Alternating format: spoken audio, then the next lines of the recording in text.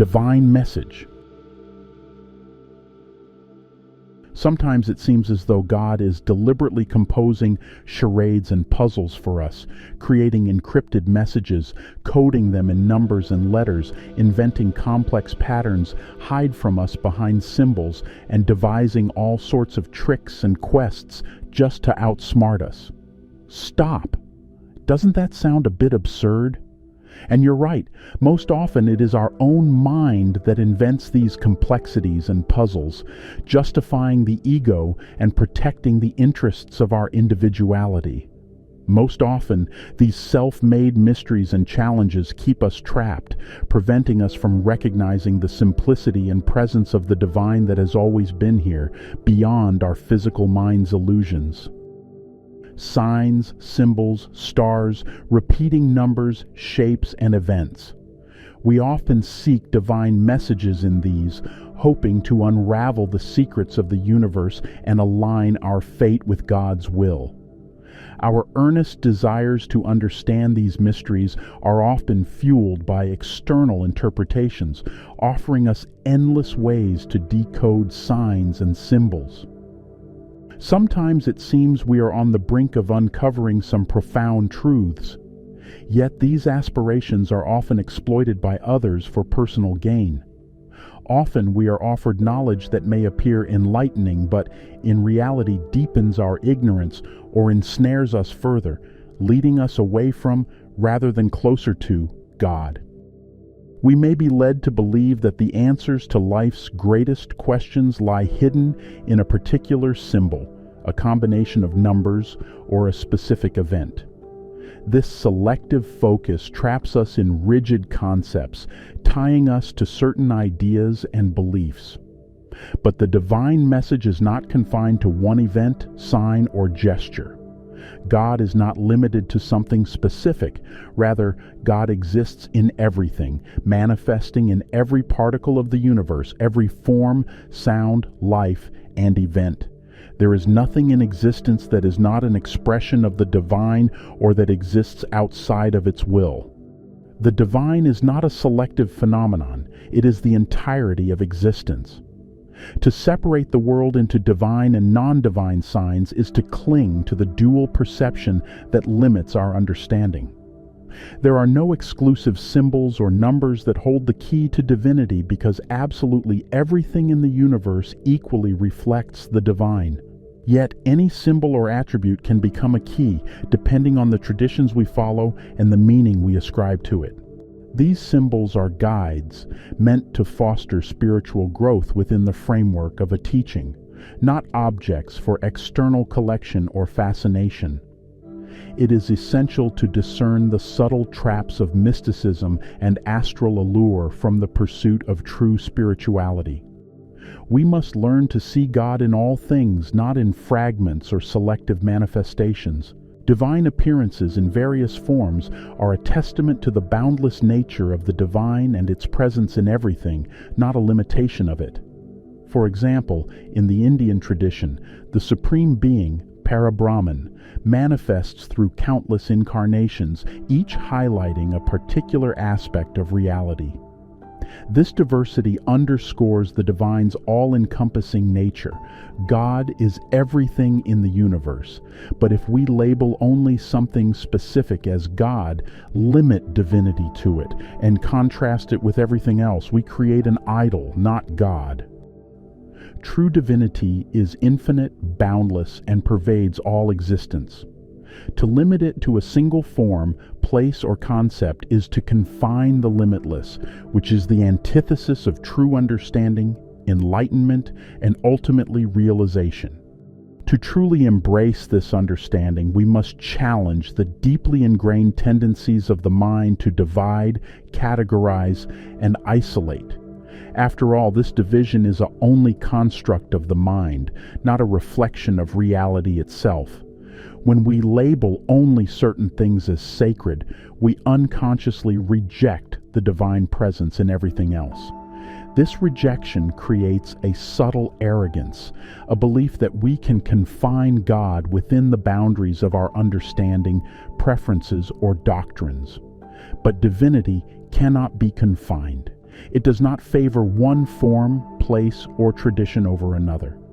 It is as present in the simplicity of a falling leaf as it is in the grandeur of the stars. It speaks as much through the silence as through the hymns sung in sacred temples. And yet, this universal presence of God is easy to overlook. The mind, conditioned by duality, craves certainty and control. This is where the danger lies, not in seeking meaning, but in mistaking symbols for the truth. A sacred text is not the ultimate truth, but a reflection of it. A ritual is not God, but a gesture toward divine connection. To mechanically read sacred texts or perform rituals without engaging your heart will not lead to spiritual realization. Yet, with a heart simply open to the highest truths, one can achieve far more than through mechanical worship, even without rituals or sacred scriptures. After all, the point is not in the ritual or sacred text itself, but in the opportunities they give us. In various spiritual traditions, attributes, signs, and symbols, such as mandalas, yantras, or religious icons, are indeed powerful tools for spiritual practice when used with discernment, wisdom, and an open heart. Their purpose is often to focus the mind and guide it inward, fostering deeper self-awareness and a connection with the divine. Symbols and attributes in various traditions often carry profound meanings, embodying key principles and teachings. They not only offer deeper understanding, but also foster a personal connection through their visual and symbolic presence. External attributes can help direct attention to God, assisting in recognizing and accepting Him in a more tangible and accessible form. In this way, they serve as bridges between our spiritual aspirations and the transcendent, ineffable divine. However, in modern spiritual practices, there is a growing tendency to place excessive importance on external phenomena. Excessive fixation on signs, symbols, or sequences of numbers often directs the mind outward rather than inward, transforming these aids into distractions and obstacles instead of stepping stones on the spiritual path. It also reinforces dualistic thinking, leading us to divide experiences into good and bad, divine and mundane, rather than directing us toward the higher goal of recognizing and accepting the one ultimate reality. For most people, the significance of recurring numbers or symbols whose popularity has surged today lies only in the emotional response they evoke, not in their spiritual value. It is easy to mistake these fleeting moments of fascination for spiritual insight. Yet such fixation is more reminiscent of the pursuit of impressions rather than a genuine search for spiritual guidance.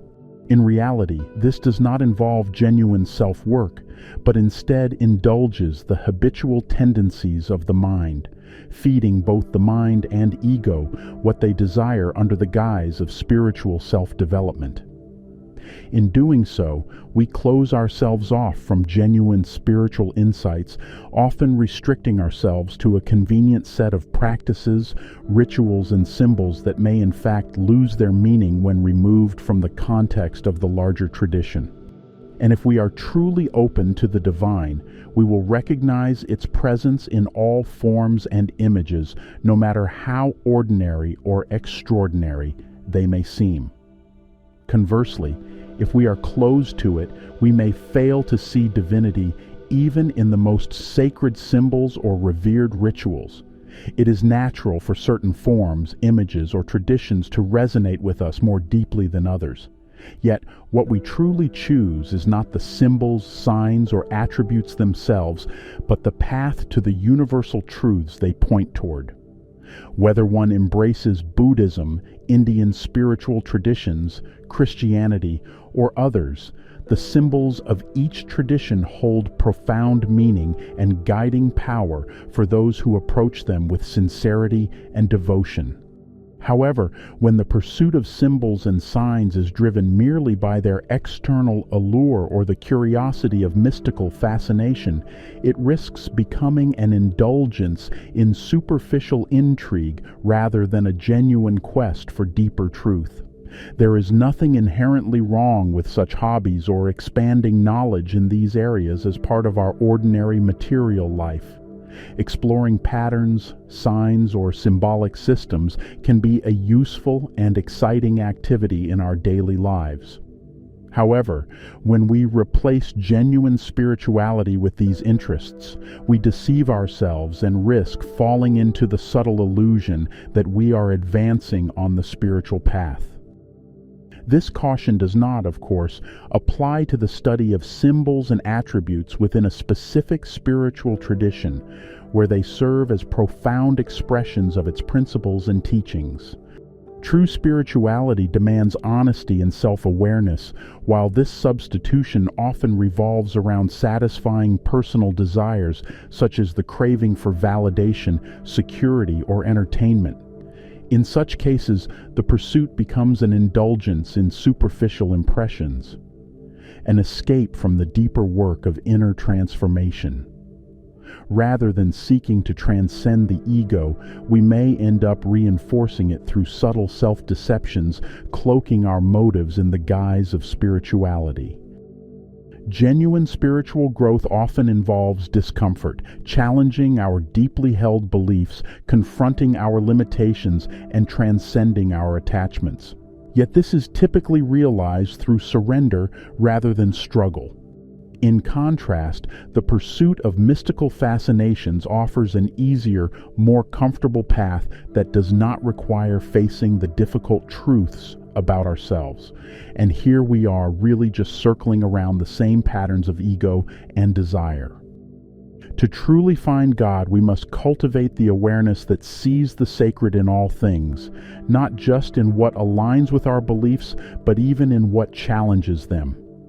True understanding begins when we stop searching for God in isolated fragments and instead open ourselves to the divine presence in the totality of existence. It is a realization that the sacred and the ordinary are not two, that every moment, every encounter, and every breath is an expression of the infinite. By seeing the divine in everything, we not only dissolve the illusion of separation, but also free ourselves from the need to seek validation through external signs. We no longer need symbols to tell us that God is here, for we know that God is everywhere. This is the liberation of understanding, the realization that the infinite has never been absent, and we have only to awaken to its presence. This realization, profound and transformative, is not a new discovery.